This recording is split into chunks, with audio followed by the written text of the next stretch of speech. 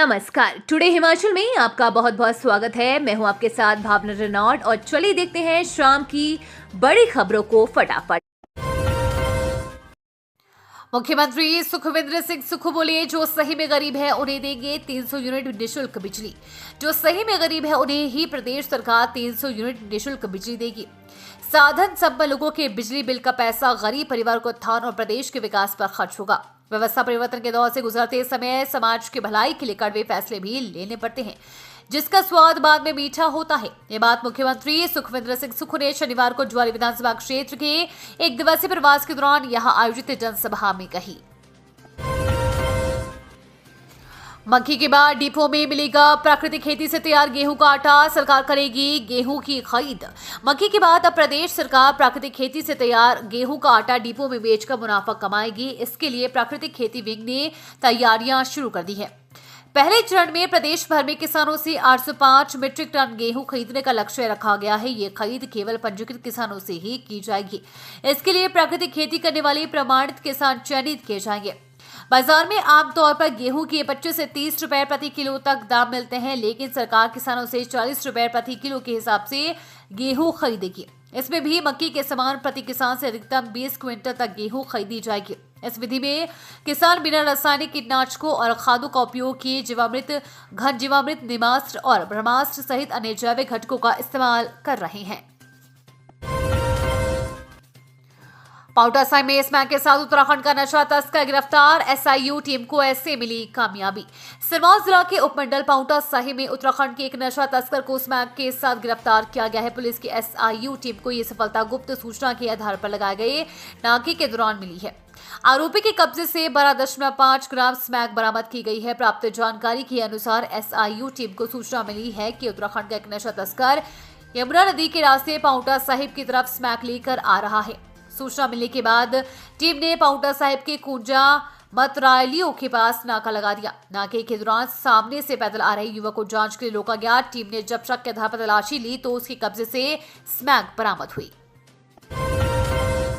शराबी परिचालक की लापरवाही से बस यात्री की मौत, एचआरटीसी ने किया सस्पेंड। एचआरटीसी के नाहन डिपो में सेवाएं दे रहे एक परिचालक को निगम प्रबंधन ने सस्पेंड कर दिया है। आरोपी परिचालक गत दिनों शराब के नशे में धुत मिला था। बता दें कि परिचालक नाहन डिपो के अंधेरी चंडीगढ़ रूट पर सेवाएं दे रहा था। 7 जनवरी को बस अपने निर्धारित रूट पर शाम के वक्त ददाहू से अंधेरी जा रही थी। अंधेरी पहुंचे पर चालक परिचालक बस को खड़ा कर सोने के लिए चले गए। इस बस में संगनाल से सटे क्षेत्र का निवासी रमेश चंद भी सवार था, जो अपने गंतव्य स्टेशन पर न उतरकर अंधेरी पहुंच गया था। बस में सवारी होने की भनक चालक परिचालक को भी नहीं लगी। अगले दिन बस चंडीगढ़ के लिए अंधेरी से चली। अगले स्टेशन पर पता चला कि व्यक्ति बस में अचेत अवस्था में है। बस दाहू पहुंची तो उक्त व्यक्ति को अस्पताल ले जाएगा, जहां डॉक्टर ने उसे मृत घोषित कर दिया। इस बीच पुलिस ने बस के परिचालक का मेडिकल भी कराया, साथ ही विभागीय जांच भी की गई।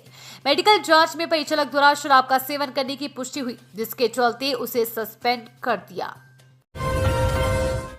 उड़ान भरते वक्त पैराग्लाइडर युवती का बिगड़ा संतुलन, खाई गिरने से गंभीर चोटें, अस्पताल में मौत।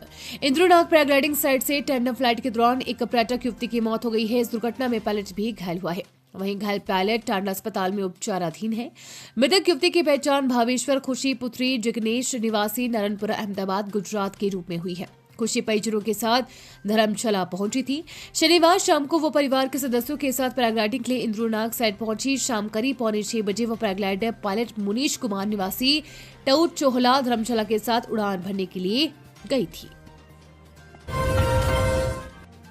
हिमकेयर योजना को बंद नहीं किया, केवल लूट को बंद किया। सुक्खू मुख्यमंत्री सुखविंदर सिंह सुक्खू ने कांगड़ा जिला के ज्वाली में कहा कि पिछली भाजपा सरकार ने केवल चुनावी लाभ अर्जित करने के लिए 5,000 करोड़ रुपए अनावश्यक खर्च किए।